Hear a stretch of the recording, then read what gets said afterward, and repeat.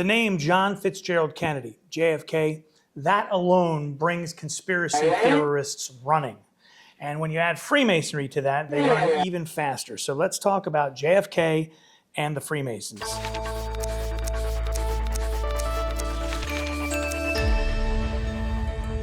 Welcome to the Scottish Rite of Freemasonry channel. Thank you for watching. Don't forget to hit that subscribe button. Give us a thumbs up. I know it sounds silly, but it really does help us because it gets YouTube to show more people the videos. So please give us that thumbs up and subscribe, and leave a comment below if you're a Mason. We'd love to know where you're from, your lodge, your valley, your chapter, your commandery, any of that. DeMolay, Rainbow, whatever. Just drop it below. We'd love to hear from you.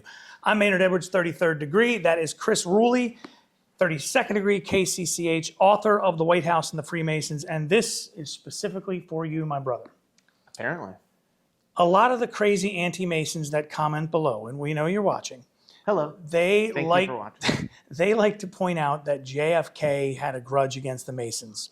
And before you say whether he did or didn't, the evidence that they cite comes from a 1961 speech, and it's April of 1961, where Kennedy says, and this is in a speech that he gave to the American Newspaper Publishers Association in New York. And so this is sort of like what the president does now, where he goes to those press corps dinners. And so he's meeting with members of the press, and this is a handshake. Let's get to know each other and try and make this a little more pleasant, even if they have to, monitor what we're doing. We can still all be gentlemen. I think it's a good thing. So Kennedy's there, and the title of his speech, and he says it in the speech, is The Presidency and the Press. And so he's talking about that. But in the speech, he says, "The very word secrecy is repugnant in a free and open society. And we are, as a people, inherently and historically opposed to secret societies, to secret oaths, and to secret proceedings. We decided long ago that the dangers of excessive and unwarranted concealment of pertinent facts far outweighed the dangers which are cited to justify it. Even today, there is little value in opposing the threat of a closed society by imitating its arbitrary restrictions. Even today, there is little value in ensuring the survival of our nation if our traditions do not survive with it. And there is very grave danger that an announced need for increased security will be seized upon by those anxious to expand its meaning to the very limits of official censorship and concealment." A lot of the anti-Masons who dial in on us here on the channel point to that and say, well, JFK was clearly opposed to Freemasonry. Right. So let's start at the beginning. Did JFK, like most other presidents before him, set aside time to meet with a Masonic organization? If you're a Master Mason, a Scottish Rite Mason, a York Rite Mason, Masonic education is absolutely the key to getting the most out of your Masonic experience. Learning about the history, the traditions, the symbolism, and the philosophies of our craft can really have a huge impact on you as a man and as a Mason. So if you're a Mason, you need to check out the Master Craftsman Online College at mastercraftsmancollege.org. This is a state-of-the-art online learning system built by Masons for Masons. The system is easy to use, and even if you're a little intimidated about Masonic education, the Master Craftsman Online College can get you started on that path to more light in Freemasonry, stress-free. You can work at your own pace. You can even print out study guides if you prefer to work with a pen and a paper rather than working online. There are a couple of free courses available right now, and as a back-to-school special, now through September 30th, 2024, use the promo code BTS2024 for an additional 20% off any of our paid courses. So, if you're a Master Mason, log on now to mastercraftsmancollege.org and use the promo code BTS2024 at checkout for 20% off. So Kennedy did meet with Freemasons. Do you know what date that was, by the way? That was at the end of April 1961. I want to say the 29th of April. Yes. This is directly from the Kennedy Library. So, wow. So April 27, 1961. Okay. So in my book, which I have here, because I do mention Kennedy, and there's a sort of a interesting history. We can certainly talk about that. Kennedy and his relationship with the Supreme Council and Freemasons in general. But so in April 9th and 10th, so on April 10th, so this is what, 17 days after? Yeah.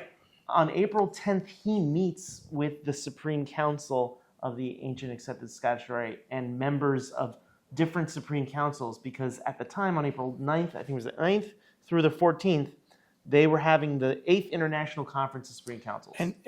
And we can show a picture of the, I will tell you, the reason that this came up for me was because of this meeting. We have in our Lost Media Archive, which is tapes and things that have been in our archive and they haven't been played in years. And if you pay $2, you can listen to all that stuff in the archive. I have recently found and recently released a radio interview from 1961. At first I thought it was in New York City, but it turns out it's from because there's no call letters on it, so I couldn't identify it by that. I had to kind of go by voice and context. And I think it comes from a Washington, D.C. radio talk show, and it is Sidney Baxter, who was a bigwig in the Northern Masonic jurisdiction, and a member of a foreign delegation, a foreign Supreme Council Grand Commander, and the two of them are giving this radio interview in 1961, and I was doing some research as to, well, what, they were in it, they talk about this big meeting, and it's this meeting, which was in Washington, D.C., and I looked up and I did see that Kennedy did meet with them. Absolutely. So, but then I get this, the paradox then is that Kennedy says this about secret societies, and I didn't realize until we were sitting here just now how close together those two dates are. Yeah, that's interesting, because here's what happened at the session, right? So on April 10th, they visit the White House, and so here's what Kennedy says. When my good friend Congressman Wayne Aspinall of Colorado said that he had his friends in town, that congressman was a 33rd degree Scottish Rite Mason. Kennedy said to the guests, I said I would like to meet your friends. You are to be congratulated on your aims. We all want universal peace. Now, I think that universal peace part was just the height of the Cold War. Sure. That was, but I think it was really interesting that he said, you are to be congratulated on your aims.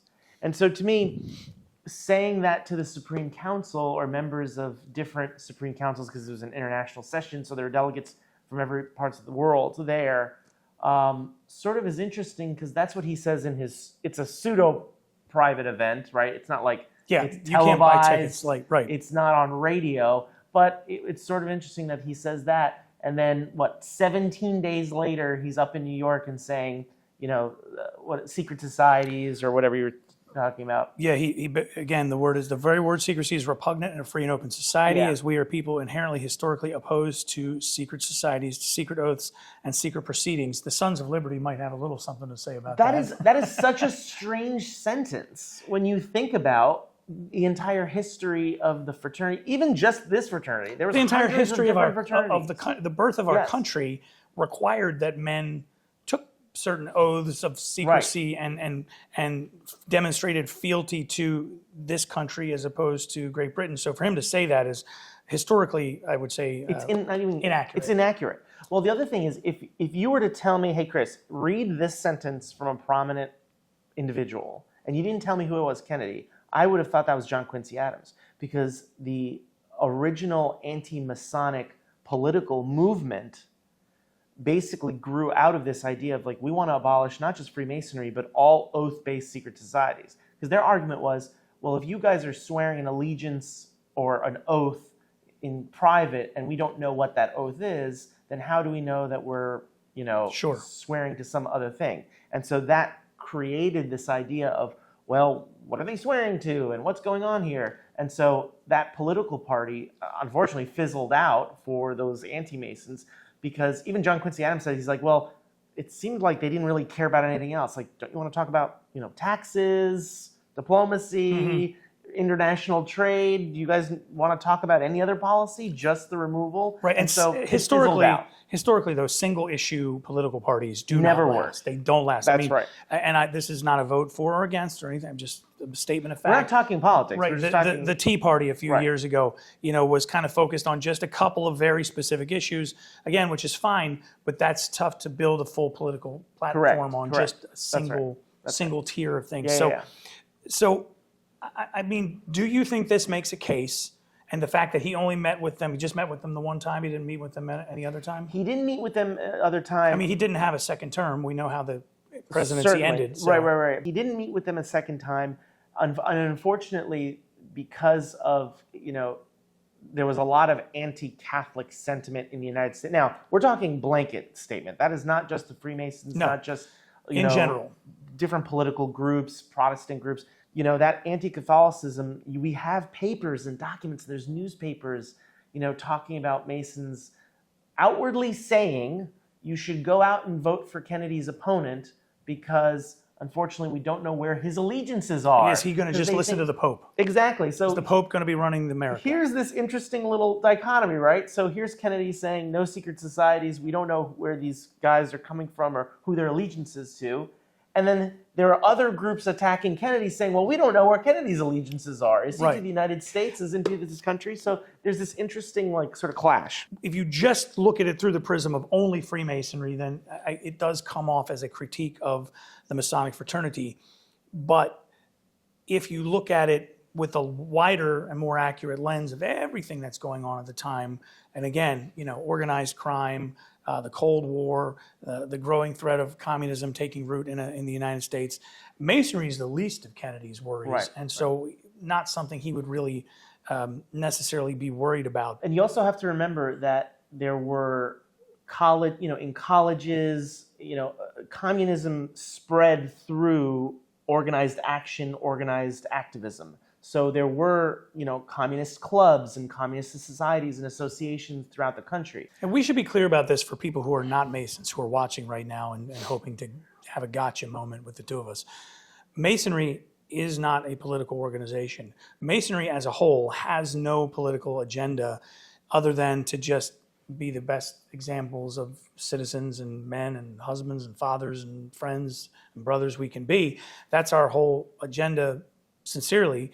I get comments, and you see these as well. One day I'll have somebody calling me a crazy leftist, and the next day I'll have somebody calling me, a MAGA crazy person. And I generally don't talk about, and neither do you, our political leanings here on the channel, nor will we, because this is about Masonry. It's not something we discuss. Sure. But, people misread it from both sides. The question I have for you at this point, as a student of history and as the person who has written the definitive work at this point on Freemasonry and the American presidency, could you say that JFK has anti-Masonic leanings?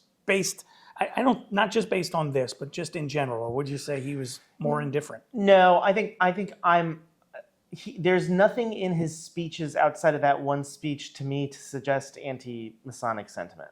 But I will say, during the political campaign, the run-up to his candidacy to win the presidency, I think the fraternity did not certainly help in his case. We tend to speak of Kennedy in these very glowing and reverential terms following the assassination. And the Camelot and this great young president, and truly tragic, and he was a tremendous figure for his short life. There's no doubt about that. Absolutely. I don't want to speak ill of the dead at all. But we forget that in his own time, there were people, and there were large swaths of people who did not like Kennedy. The assassination sort of wiped that all away, and everybody came together, as well they should. So we forget, but for that particular president, to criticize the idea of secrecy in any form is a little bit, there's a lot hypocritical. I mean, you're talking about a guy who, he put wires on MLK, obviously the whole Maryland scandal, which has not been proven, but there's a lot of smoke for there to be no fire. In other words, there are enough, every candidate there's no perfect president. Sure.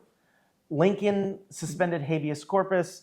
Actually, George Washington even got flack for a lot of his, policies after the Revolution. Everyone focuses on the things that he did during the Revolution. It's great. Look at what his administration looked like. There are certainly negative aspects to it that people criticize. To me, I think that's all politics. Sure. I think Kennedy, even having a reporter document what he said, saying, I congratulate you on the things that you guys are trying to do, and your aims towards universal peace.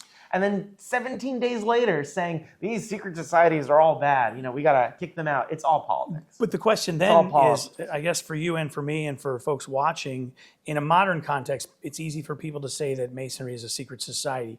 I do not view or consider Masonry to be a secret society. And the thing I point to most often is our YouTube channel, which I hope you subscribe to, because how secret can we be if we have a YouTube channel and a 200-foot tall pyramid on 16th Street in Washington, D.C.? Well, you can never satisfy everyone. And so Right. there will be plenty of people on this video, they're responding saying, yeah, that's great, but here are the other, 300 other conspiracy theories. Why haven't you thought about this? Why haven't you thought about that? Yeah, there's So the you whataboutism cannot is satisfy. rampant. No, Yeah. But the It question, is a hydra. When you try to stop it, it comes back twofold.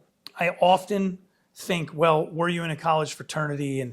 But I don't want to say that, and because the gotcha there is, well, that's because you guys all drinking and carousing like college fraternities do. And no, we're not, because we're certainly not. I mean, Right. what anti-Masons think is going on in Masonic lodges is so much sexier than what's actually going on. It's not Yes. even funny. That is Chris Ruli, author of The White House and the Freemasons. He's also the historian for the Valley of Washington in the Orient of the District of Nice. Columbia. I always do that backwards. I got it right there, brothers in Washington. And thank you, man, for doing that. We'll see you soon. 32nd Degree KCCH, if I didn't say it. I'm Maynard Edwards, 33rd Degree. Subscribe, give us a thumbs up, and we'll see you soon. Don't forget, check out that Lost Media Archive. We mentioned in here that interview from 1961 where there's a couple of high-ranking Freemasons who are giving a radio interview, and it kind of is in context with all the things we were talking about in this video. So for $2 a month, you can support that and check it out. So make sure you click that link right there and find out more.